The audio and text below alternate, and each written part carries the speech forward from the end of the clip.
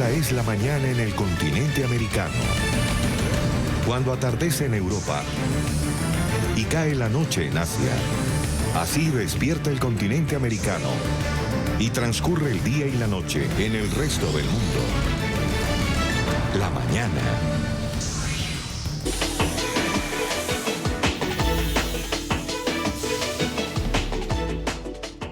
Empezamos el recorrido informativo en Estados Unidos. Ya nuestros periodistas de NTN 24 en Miami, Nueva York y Washington tienen la agenda informativa de lo que es noticia a esa hora en la Unión Americana. Empezamos con el presidente Trump, que se ha mostrado victorioso ante su primer meeting en Michigan, tras conocerse los resultados de este informe final del fiscal especial Robert Mueller. El ejecutivo aseguró que Mueller no encontró colusión ni obstrucción a la justicia.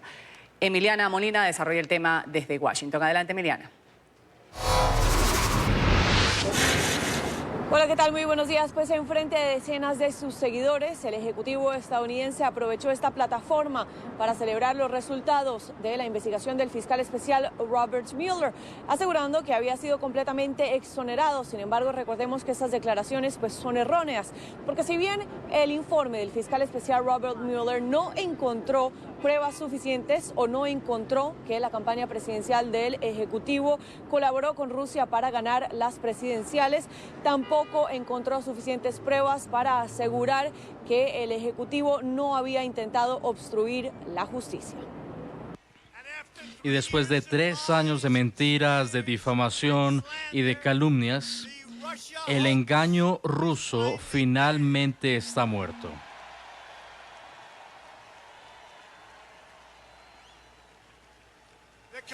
El espejismo de la confabulación ha terminado. El consejero especial completó su informe y encontró ninguna colusión y ninguna obstrucción.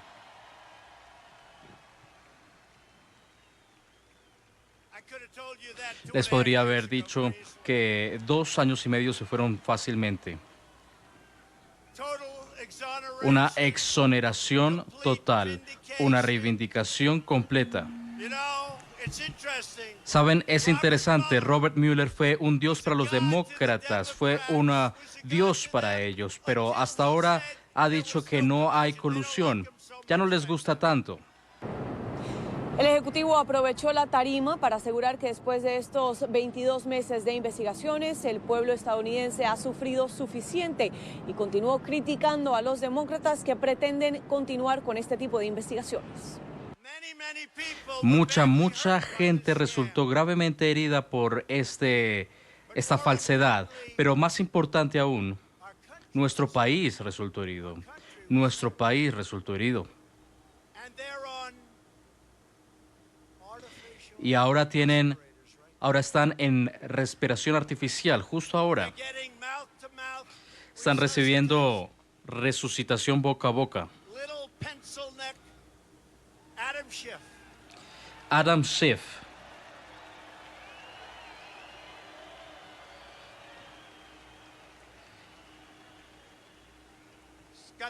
Él tiene el cuello más diminuto que yo jamás haya visto. No es un gran tirador. Pero vi que dijo, bueno, no sabemos, quizá todavía hay algo de colusión rusa. Enfermo. Esta es gente enferma. Y deben haber responsabilidades, porque todos son mentiras. Y saben que son mentiras, ellos lo saben. Sí que lo saben. Y cabe mencionar que en las próximas 2 semanas el mandatario estadounidense se reunirá desde la Casa Blanca con su homólogo Moon Jae-in. Esta reunión ocurre mientras las conversaciones con Corea del Norte están completamente paralizadas después de la cumbre en Hanoi en febrero, donde Donald Trump se fue sin cerrar un acuerdo con Kim Jong-un. Recordemos que según declaraciones de la Casa Blanca, Kim Jong-un le pidió a Estados Unidos levantar todas las sanciones a cambio de desmantelar un centro de investigaciones nuclear. Peticiones que según la administración de Donald Trump son insuficientes. Esta es toda la información que tenemos desde Washington. Emiliana Molina, regreso al Centro Internacional de Noticias. Gracias, Emiliana, por tu reporte. Cuán pausado ese discurso del presidente Trump. Hablamos ahora de organizaciones terroristas como Estado Islámico y Al-Qaeda, que conservan fuentes sólidas de financiación para sus actos criminales a nivel mundial. Así al menos lo ha denunciado el Consejo de Seguridad de la ONU, que en las últimas horas ha adoptado una resolución con el objetivo de reducir los recursos disponibles para estos actos terroristas. La noticia con Alejandro Rincón desde Nueva York. Alejandro, un buen día.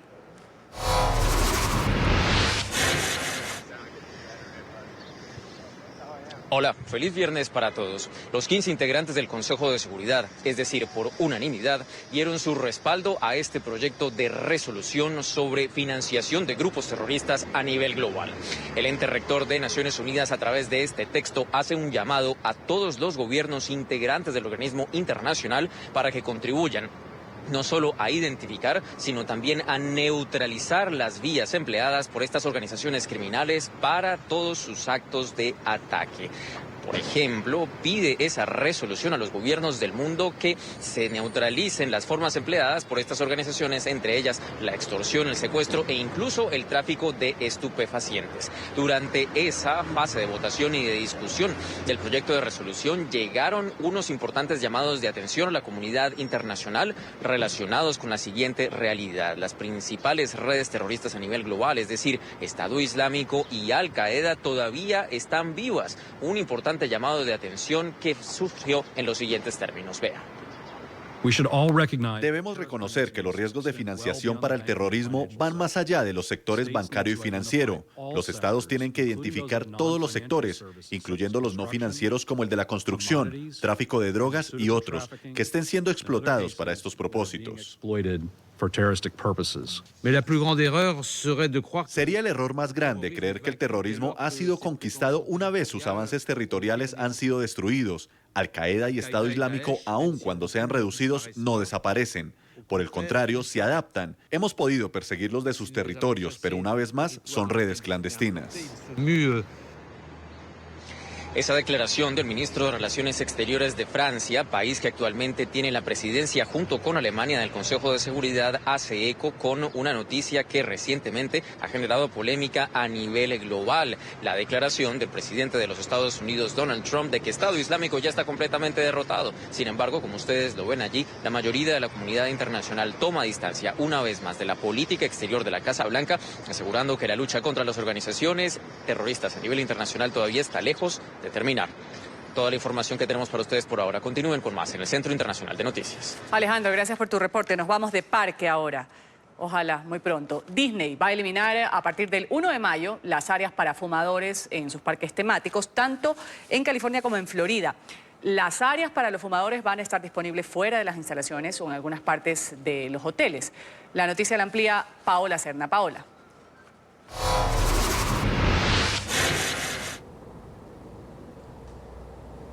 Hola, ¿qué tal? Muy buenos días. Pues bien, así lo ha dado a conocer la compañía Disney, que ha dicho que a partir del 1 de mayo se removerán los lugares que hasta ahora tenían designados los fumadores. Es decir, comenzará a hacerse efectiva la prohibición para que las personas que fuman en estos parques pues sigan realizándolo. Esto aplica a los parques de Walt Disney World, los parques también temáticos y deportivos que tiene la compañía, tanto en Florida como en California. Ahora, quienes pretendan ir a los parques y sean fumadores, la única opción que van a tener es fumar antes de entrar al parque a las afueras o también en el área de Disney Springs. Es un centro comercial ubicado dentro de Disney World. En todo otro lugar será prohibido y quienes incumplan con esta medida pues pudieran recibir multas e incluso ser removidos de los parques temáticos de Disney. Esta es una buena noticia, ya que las personas pues que no son fumadores y que muchos de ellos llevan a sus hijos menores a pasar las vacaciones en los parques temáticos de Disney, pues podrán asegurarse que están en un ambiente libre de cigarrillo. Esto a partir del 1 de mayo. Es importante que los turistas y las personas que tengan planeado venir y sean fumadores a los parques de Disney pues estén enteradas con anticipación de esta nueva medida que comenzará a regir este año. La información desde Miami, soy Paola Serna. Continúen con más desde nuestros estudios centrales. Muy buenos días. Pedro Díaz, estudiante de medicina en Venezuela y uno de los protagonistas de esta actividad que se ha vuelto viral y admirable además, nos acompaña a esta hora en la mañana. Alfredo, a pesar de los problemas de comunicación que existen en Venezuela, ha hecho hasta lo imposible para que podamos tener este contacto en video y poder dialogar sobre esta iniciativa. Gracias, Alfredo, por estar aquí en la mañana. Bienvenido a la mañana de NTN 24. Buenos días, ¿cómo están? Súper agradecidos por la invitación a esta entrevista, de verdad. No, gracias a ti. ¿Cómo es la situación? ¿Cómo podrías describirnos la que existe en los hospitales en Venezuela? Lo que se conoce es la falta de medicinas, de luz, de insumos y de esperanza en general. Bueno, primero que todo, yo soy estudiante de medicina.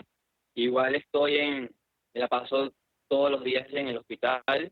Yo veo clases en el hospital, a guardias en el hospital. Y sé cómo es la situación en el hospital. Y bueno, es súper deprimente, no hay agua, hay luz, pero igual, las habitaciones no tienen aire, los pacientes están, si tú tienes ventilador, puedes llevarlo, ok, pero, o sea, no tienen las condiciones dadas para tú estar ahí 50 días de hospitalización. O sea, no están las condiciones dadas para tú mantener a un paciente como debería ser. Igual que con el agua, tampoco hay en los hospitales, por lo menos aquí en el Hospital Universitario Ruy Páez, no hay. Las pacientes tienen que llevar botellas de agua para sus habitaciones. Y, o sea, no es algo que uno quiere para ellos, pues. Claro, cuéntenos un poco de esta labor. Ustedes deciden vestirse de payasos, ponerse pelucas, empezar a bailar, alegrarles esta situación que viven o que se vive dentro de los hospitales. Sí, nosotros ya veníamos haciendo videos con este profesor en Ciudad Bolívar. Mostramos las localidades de aquí, viendo que en Ciudad Bolívar hay más cosas que ver, porque la gente decía Ciudad Bolívar es un monte, no hay nada, pero no, aquí sí hay cosas bellas que conocer, y nosotros queríamos mediante nuestro video que las otras personas lo conocieran e igual alegrarlos, porque lo hacíamos con humor. Teníamos la idea de ir al hospital, porque nosotros somos estudiantes de medicina, el profesor, él trabaja en el banco de sangre, él es licenciado en bioanálisis, y es profesor aparte de la UDO. Entonces nosotros dijimos, bueno, vamos al hospital y vamos también a hacer esto que hacemos afuera, hacerlo adentro del hospital. Y nos llegó esta idea y lo hicimos, pues, nos lo planteamos y fuimos. Nunca pensamos que se iba a ser tan viral, de verdad, nosotros echándole el cuento a los pacientes, que ellos nos decían, miren, ¿para cuándo suben el video? Nosotros, tranquilos, que eso va a estar en todo el mundo. O sea, lo decíamos de manera de gracia, pero de verdad nunca pensábamos que iba a llegar a tanto. Alfredo, comentemos lo que está pasando ahora, esta nueva ola de apagones que han vivido los venezolanos. De hecho, pues hace que no tengamos nitidez en el video porque las comunicaciones están por los suelos. En Venezuela, ¿cómo hacen en los hospitales cuando muchos de ellos no cuentan con una planta eléctrica? Cuando hay estos apagones que duran a veces 4 días o más. Bueno, nosotros más que todo aquí no se está haciendo ya electivas, son pocas las electivas que se están haciendo. Nosotros, igual que las emergencias, igual son pocas las emergencias que se pueden atender porque igual no tienen los insumos. La única forma es que ese paciente traiga todo al momento. El paciente con la emergencia, tenemos que nosotros pedirle al paciente todo lo necesario para ser operado. Imagínense cómo un paciente que viene de una emergencia, que no tiene nada en ese momento, llega llega de una manera que no espera que le vayan a pedir todo en el hospital, porque tú lo que te imaginas es que yo voy a llegar al hospital y me van a atender de inmediato.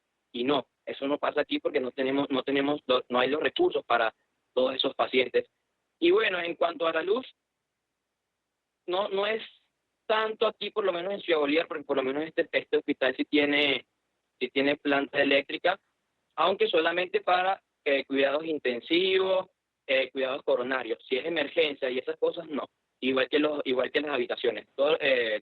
Aquí por lo menos yo vivo frente al hospital y tú ves el hospital oscuro, totalmente oscuro, menos cuidados intensivos, cuidados coronarios, eso no. Alfredo, antes de concluir esta entrevista, comprobado, que nos lo diga, si es que lo han comprobado, cuán beneficioso es para un enfermo subirles el estado de ánimo en un momento de dolor por su enfermedad y también por la escasez, lo que existe alrededor. Bueno, estos pacientes están todo el día acostados, sin redes sociales, sin televisión, sin nada. Entonces imagínense a una persona que está todo el día acostada, sin una persona que esté viendo videos o algo así, que es prácticamente lo que uno hace, estar encerrado en esa habitación. Y llegamos nosotros con este humor, con esta alegría que que transmitimos a ellos. O sea, es sumamente impactante cómo tú ves que esa persona sonreír, que se ha pasado tanto tiempo así deprimido por la misma situación tan precaria que está en esa habitación, en ese hospital, y que otra persona llegue y te haga sonreír y que te vea alegre y que te haga reaccionar, que baile contigo, que hable, que vamos a jugar, y todas esas cosas de verdad. Nosotros queremos llevar no solamente a las personas de aquí de Ciudad Bolívar, sino a todos lados, y que esto se multiplique de verdad. Vamos a agradecer a Alfredo Díaz, ha estado con nosotros, estudiante de medicina en Venezuela, uno de los protagonistas de esta actividad que se ha vuelto viral, realizada en un hospital para levantar el ánimo a los pacientes. Gracias, un buen día. Gracias a ustedes, de verdad, de parte de mi persona y de mis compañeros Guillermo Díaz y Aymael Gómez también. Gracias. Vamos a continuar con la mañana hablando de esta privativa de libertad dictada para Roberto Marrero. El jefe del despacho del presidente interino Juan Guaidó va a permanecer detenido. Luego de 8 días de haber sido aprehendido, el juez a cargo del caso ha dado 45 días para concluir esta investigación por los delitos que se le imputan. En Caracas está Oliver Fernández con el reporte. Oliver, un buen viernes para ti. Un buen viernes para ti también, Ruth, y para nuestros televidentes. Así es, deberá permanecer 45 días detenidos mientras la defensa prepara lo que será esta apelación y el Ministerio Público la acusación. Y ahí se sabrá si lo llevarán a juicio o no. Es la decisión de la juez Carol Padilla. Por otra parte, Luis Páez, quien es el chofer de Roberto Marrero, sí pudo salir en libertad, pero con medida cautelar, medida de presentación cada 8 días. Y también fue imputado presuntamente por ser cómplice de conspiración. A la salida de lo que fue esta audiencia, el abogado Joel García y también su hermano Reinaldo Marrero de alguna manera reaccionaron a esta decisión de la juez Carol Padilla. Vamos a escucharlo. Roberto Marrero va a quedar privado de su libertad. Ahora hay que esperar los 45 días que la ley le concede al Ministerio Público y a la defensa para que el Ministerio Público argumente o haga las investigaciones y la defensa coadyuve en la investigación para desvirtuar esas presunciones que el Ministerio Público tiene ahora. Se consuma la patraña de este régimen. Le dictan la privativa libertad a mi hermano, unos delitos que están muy lejos de ser ciertos. Me quiero concentrar en las palabras que dijo Roberto a Juan, que había que seguir luchando. Yo les he dicho varias veces que se equivocaron de familia, que se equivocaron de hombre, que se equivocaron de partido y se equivocaron de país. En este país definitivamente se perdió el miedo se cambió de bando, el miedo está del lado de ellos. Esto solamente tipifica que ellos son unos cobardes que no pueden hacer las cosas por ellos mismos. Ruth, también Juan Planchar, presunto financista, Así lo ha acusado también la juez Carol Padilla, también quedó detenido durante estos 45 días y se sabrá entonces si también irá a juicio. Por otra parte, se espera que el día de hoy la Cruz Roja Internacional ofrezca una rueda de prensa. Se ha dicho o se ha especulado que pudiera anunciar incluso la entrada de la ayuda humanitaria en Venezuela. Es la información que nosotros podemos aportar a esta hora desde Caracas. Volvemos contigo a la mañana de NTN 24. Oliver, muchas gracias por ese reporte. El madurismo, valiéndose de la Contraloría, ha inhabilitado por 15 años a Juan Guaidó para postulación a cargo público. Acusan al presidente interino de falsificar y ocultar información financiera. Guaidó respondió que la decisión es falsa. Ha desconocido al Contralor, quien fue designado por la constituyente madurista.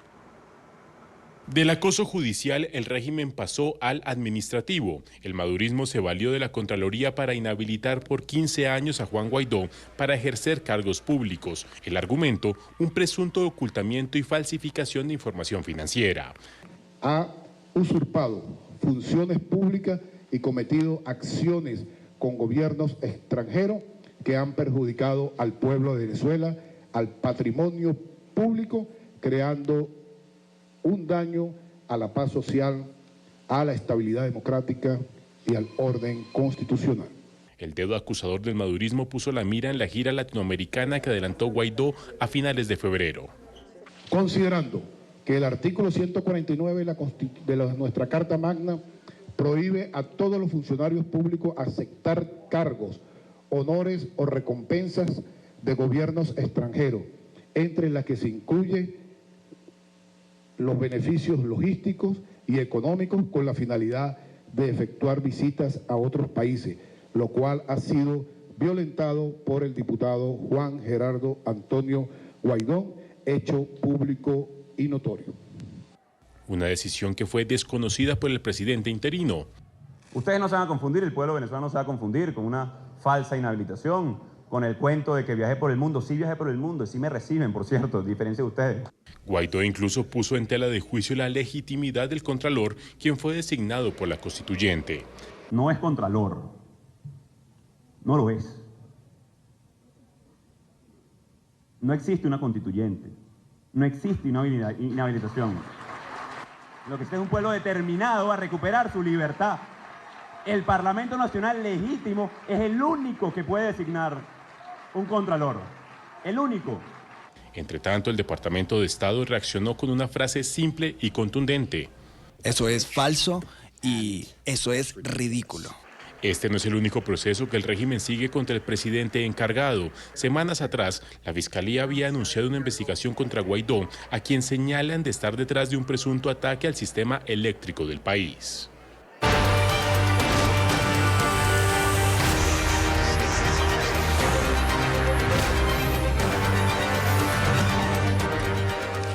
Inicia en Cartagena, Colombia, la reunión de medio año de la Sociedad Interamericana de Prensa, que tiene como comité anfitrión a RCN Televisión, NTN 24, RCN Radio y al diario La República. NTN 24 en el sitio de la noticia, hablándonos un poco sobre esta trascendental reunión y la agenda a desarrollarse, a nuestro enviado especial Andrés Gil. Andrés, un buen día.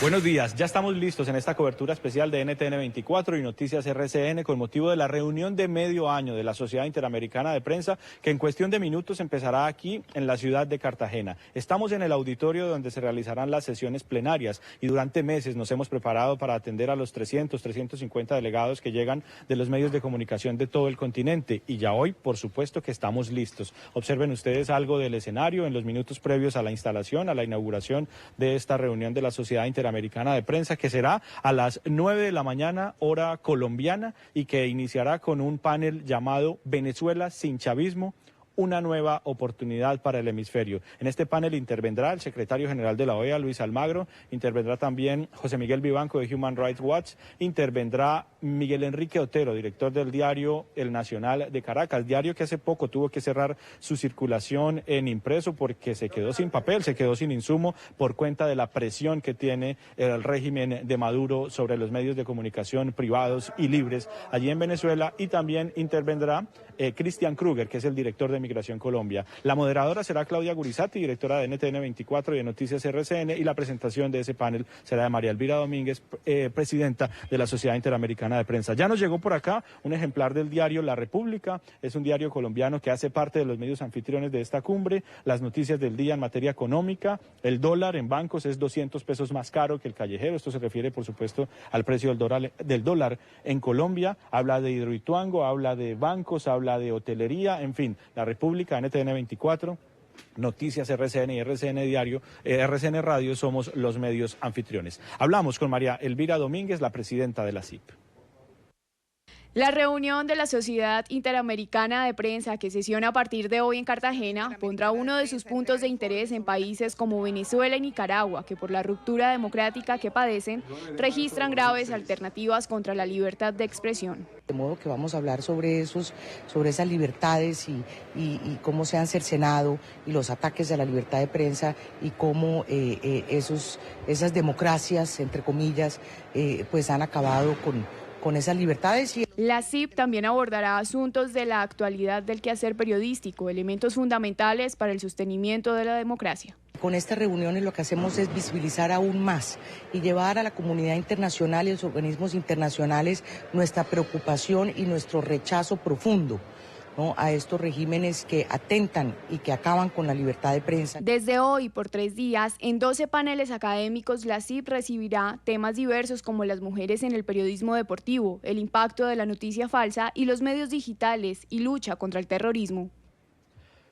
En el programa de la noche, nuestra directora Claudia Gurizati entrevistó a José Miguel Vivanco de Human Rights Watch, quien será uno de los panelistas en el primer panel que empezará aquí a las 9 de la mañana, hora colombiana. Hablaron, por supuesto, de la situación de actualidad, de la crisis, de la ruptura democrática en Venezuela. Sí. Han pasado meses, hubo, digamos, un momento de mucha euforia, de creer que ya con todos estos reconocimientos de la comunidad internacional, 60 países, a Juan Guaidó, ya la transición iba a ser más rápida. Él está para efectos de organizar unas elecciones y es el siguiente paso que debe suceder, pero mientras Nicolás Maduro siga teniendo el control y el uso de la fuerza y el uso de los recursos públicos, ¿hay forma de un cambio? Naciones Unidas y especialmente el secretario general Guterres hasta ahora se ha lavado las manos en el caso de Venezuela y es hora que Guterres, el secretario general de Naciones Unidas, tome este asunto con mayor seriedad y tome el liderazgo que requiere esta crisis para, con el apoyo de los Estados miembros de Naciones Unidas, pueda incrementarse la presión sobre ese régimen. Yo espero que a pesar de ese informe verbal que ella entregó hace una semana, el régimen de Maduro se sienta obligado a permitir su visita al país, pero una visita que no puede ser protocolar, no puede ser una visita como una especie de jefe de Estado que va de alfombra roja en alfombra roja. Ella tiene que estar en condiciones de ir a Venezuela, reunirse y entrevistarse con los presos políticos, reunirse con la sociedad civil, con la oposición, con los militares presos en Ramo Verde, muchos de ellos víctimas de torturas salvajes, incluso hasta sus familiares.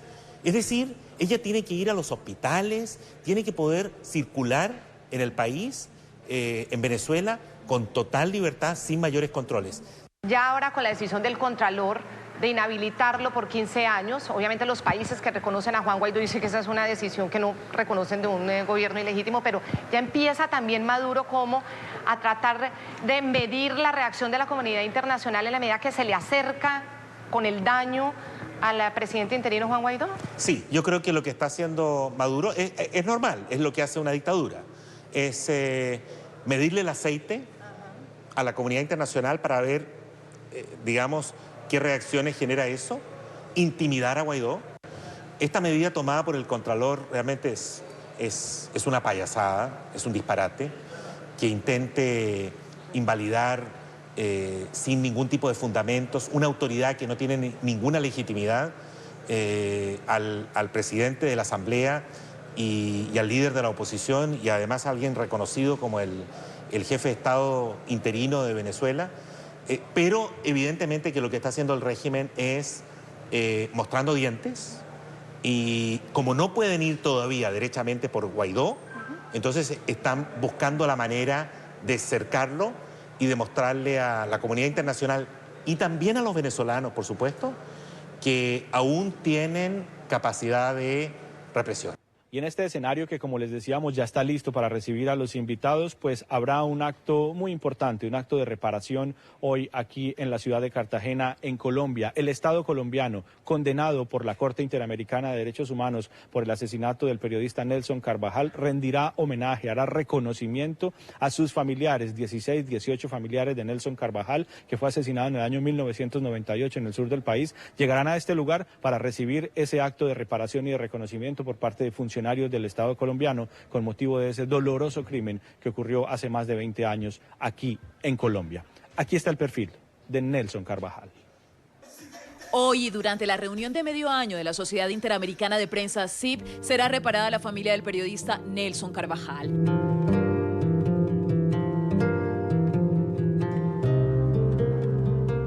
El acto obedece a una orden de la Corte Interamericana de Derechos Humanos. En medio de la ceremonia se deberá hacer referencia a las garantías judiciales, integridad personal y de protección de los familiares. Nelson Carvajal fue asesinado el 16 de abril de 1998 en Pitalito, Huila. Era docente y director de una escuela. Se desempeñaba como periodista radial. Se dio a conocer por investigar y denunciar actos de corrupción en la administración pública.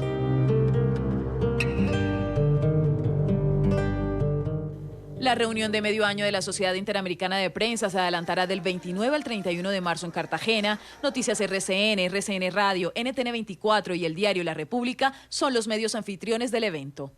Como les decíamos, a las 9 de la mañana estará el primer panel. Luego, sobre las 10 de la mañana, el presidente de Colombia, Iván Duque, llegará hasta este lugar para participar en el acto formal de instalación de la reunión de la Sociedad Interamericana de Prensa. Y en horas de la tarde tendremos mucha más agenda académica. Hablaremos acerca de medios digitales, de nuevas tecnologías, de innovación y de las posibilidades que tienen los medios tradicionales para poder incursionar mucho más en esos medios digitales y presentar nuevas propuestas a sus televidentes, a sus usuarios, a sus suscriptores. Mantendremos, por supuesto, esta cobertura de NTN 24 y de Noticias RCN de la ciudad de Cartagena. Los invitamos nuevamente para que a partir de las 9 de la mañana se conecten a través de nuestras plataformas digitales y puedan seguir la transmisión de lo que aquí ocurra en directo. Sigan ustedes. Muy buenos días. Un buen día, Andrés. Gracias por tu reporte. Desde Cartagena, Colombia, en España, abogados venezolanos han reaccionado ante la decisión de la Contraloría de Venezuela de inhabilitar a Juan Guaidó por 15 años. Estos juristas aseguran que esta acción del madurismo tiene como objetivo silenciar al presidente interino.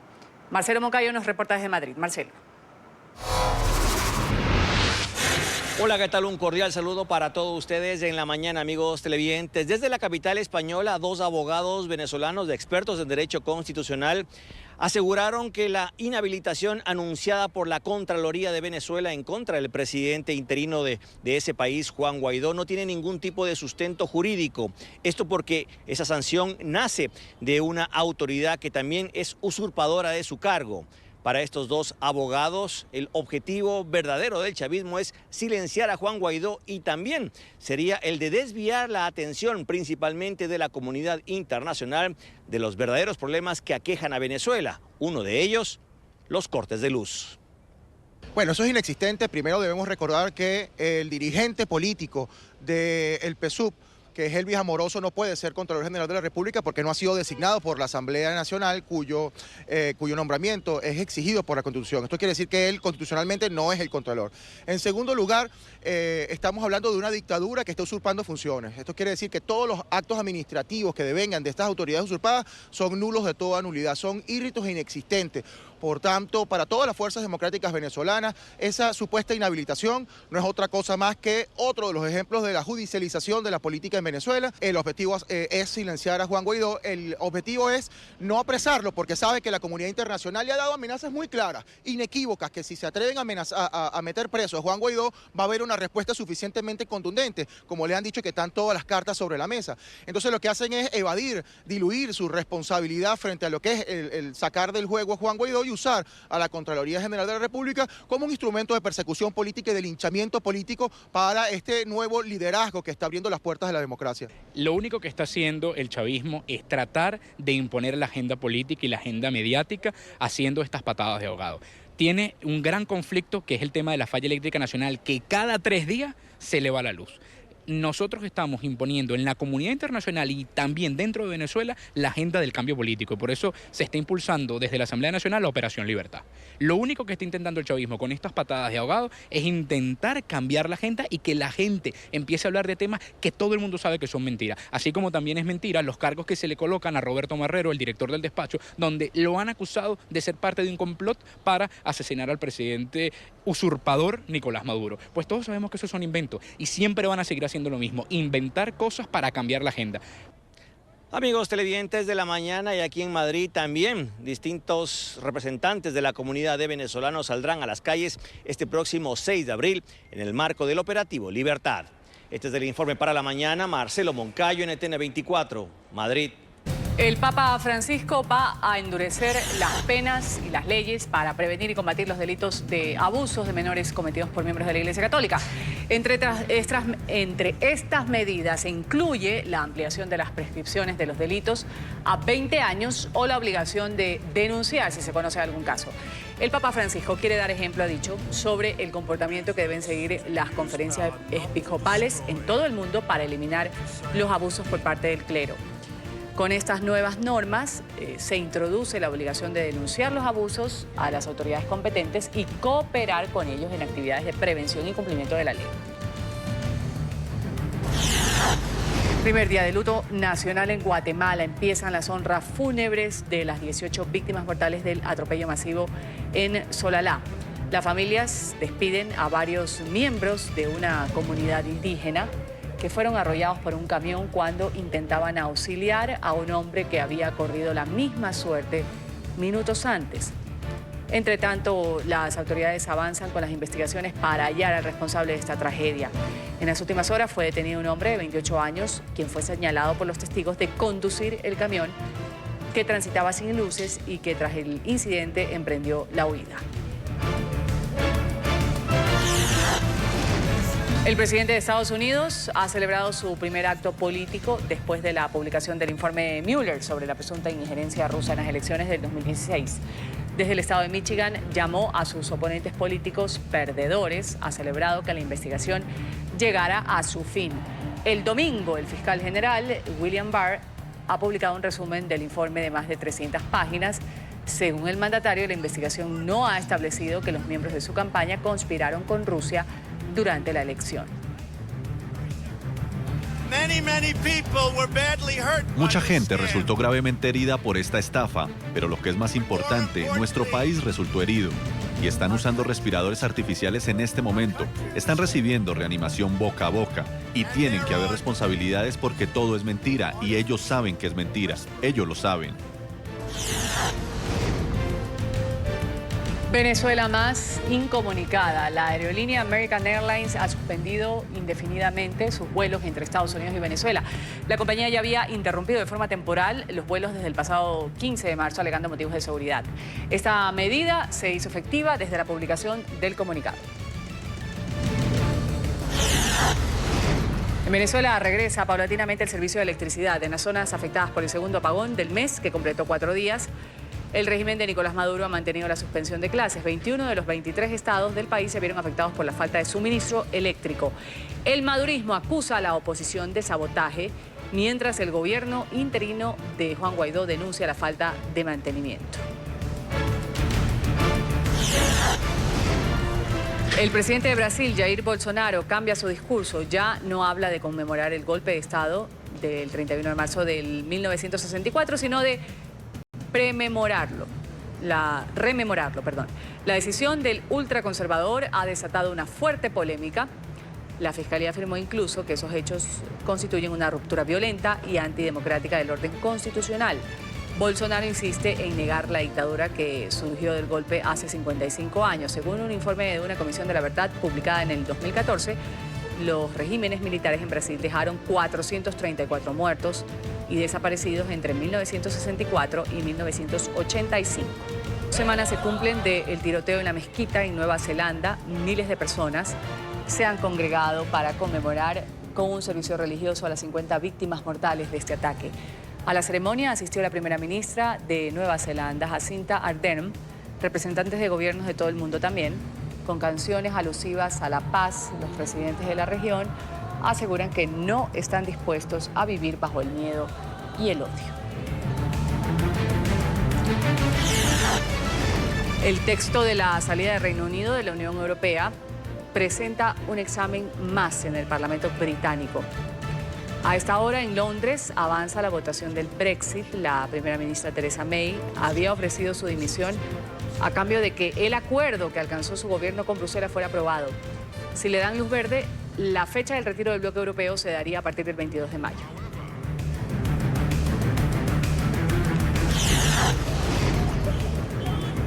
La situación humanitaria se complica en Mozambique.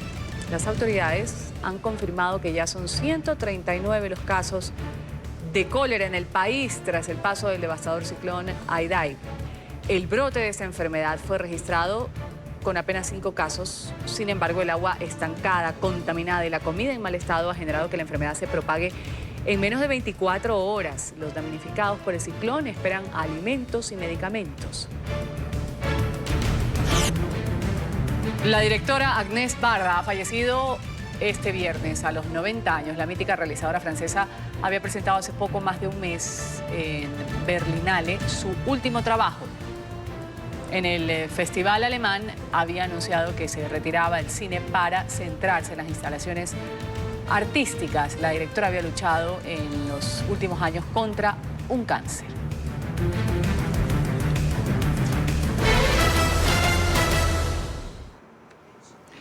Una vez más, el presidente de Estados Unidos, Donald Trump, amenaza con cerrar la frontera sur. El mandatario ha vuelto a arremeter contra México por la nueva caravana de migrantes que se dirige hacia la Unión Americana.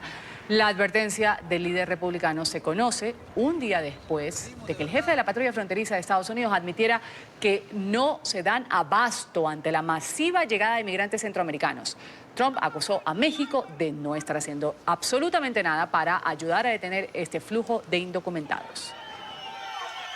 Así, hacinados en un improvisado refugio cercado con vallas y alambre de púas, permanecen cientos de migrantes bajo el puente internacional Santa Fe. A las madres, a las familias y a los niños se les trata muy mal. Y la retórica que se está difundiendo sobre estas familias es completamente falsa y es inhumana. En el grupo hay mujeres menores de edad y niños en brazos. Esto está creando un embotellamiento y una crisis hasta cierto punto. La patrulla fronteriza está a punto de empezar a soltar gente a nuestras comunidades precisamente porque no se puede. En línea con la retórica del presidente de Estados Unidos y ante la falta de recursos, la Guardia Fronteriza advirtió que han llegado a un punto de quiebre en El Paso, Texas, el segundo corredor con más cruces ilegales en la frontera sur.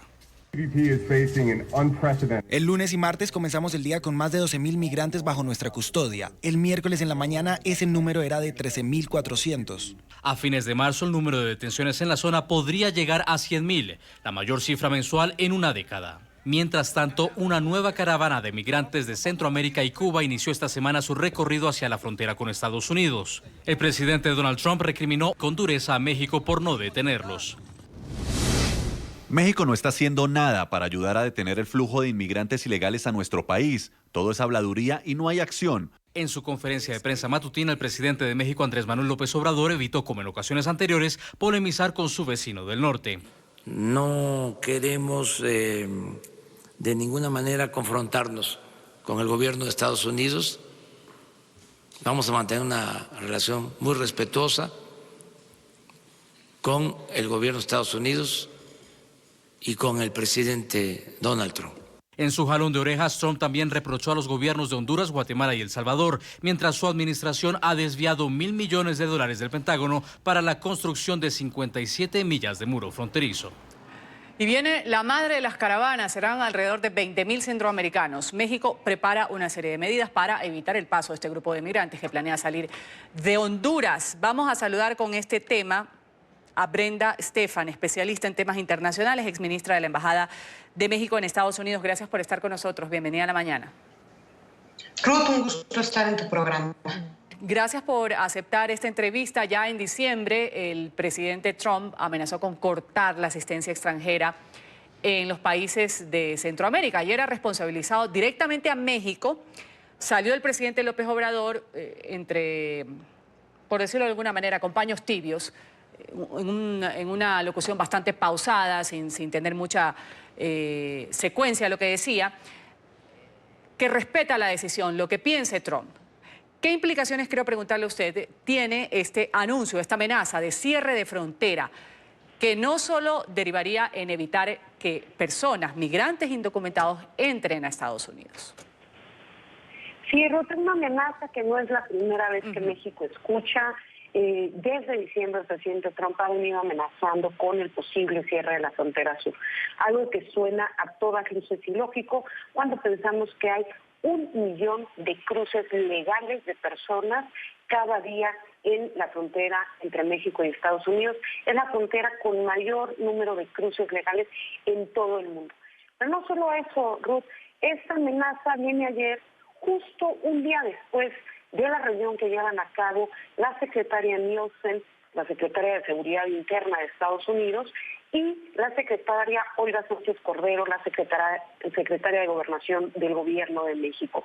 En esta reunión, lo que se hizo patente a través de los comunicados y de las entrevistas que dieron ambas secretarias después de ella, es que Estados Unidos hace énfasis en que tiene el mayor número de cruces de indocumentados en los últimos 12 años. Solamente en el mes de febrero habrían detenido 76,000 personas. Es importante, Ruth, insistir en que la inmensa mayoría de estas personas provienen de los países que se conocen como el Triángulo Norte. Es decir, no se trata de mexicanos, sino de transmigración que pasa por territorio mexicano para llegar al territorio estadounidense. No solamente eso, no solamente no son mexicanos, sino que el perfil del migrante es diferente del que era en los últimos años. No se trata de hombres solos que van en busca de trabajo, sino de familias completas que van con mujeres, con niños, con mujeres embarazadas, que están buscando mejores condiciones de vida ante la situación complicada que se vive en estos 3 países. De manera que lo que se vive hoy, Ruth, es una crisis con toques humanitarios. Se trata de una crisis muy diferente a lo que habíamos visto entre la frontera de México y Estados Unidos, y debiera, acercarse, debiera tratarse de una manera mucho más completa, con un componente de política social, con un componente de apoyo a las comunidades de origen, y no nada más desde una manera policíaca tratando de cerrar la frontera, porque eso no va a solucionar el problema, Ruth. De hecho, lo que podría pasar es que se incremente el número de las personas que están varadas, en la zona fronteriza de México-Estados Unidos, con todos los riesgos que ello implica para la seguridad de la frontera, y esto, desde luego, con implicaciones para ambos países. La patrulla fronteriza ha dado un reporte de que ha detenido 3.700 migrantes en un día. No son cifras menores. A principios de esta semana, el Pentágono anunció su decisión de desviar $1.000 millones para levantar este muro de 90 kilómetros de barrera limítrofe. Pasarán los años, se seguirá hablando de cierres, de frontera, de muros, pero ¿cuál es la solución real que implica a Estados Unidos y a los países de Centroamérica y a México también para el tema migración? El muro en su mayoría, en los lugares donde ya puede existir, existe. Y la solución no es la construcción de tal muro. Me parece que la solución pasa por un proyecto de desarrollo que implique a las comunidades de origen. Cuando pensamos, por ejemplo, en el caso de la Unión Europea y la migración que viene de los países árabes, particularmente de Siria, pues vemos un esquema de cooperación con Turquía. Turquía, que hace esa bisagra, es ese país de transmigración que podría un poco equivaler al caso mexicano, y la Unión Europea hace un acuerdo de cooperación con Turquía, donde no solamente hay transferencia de tecnología e información, sino incluso de recursos, y también hay un paquete que busca el desarrollo de las comunidades de origen y la estabilidad para evitar las causas de raíz.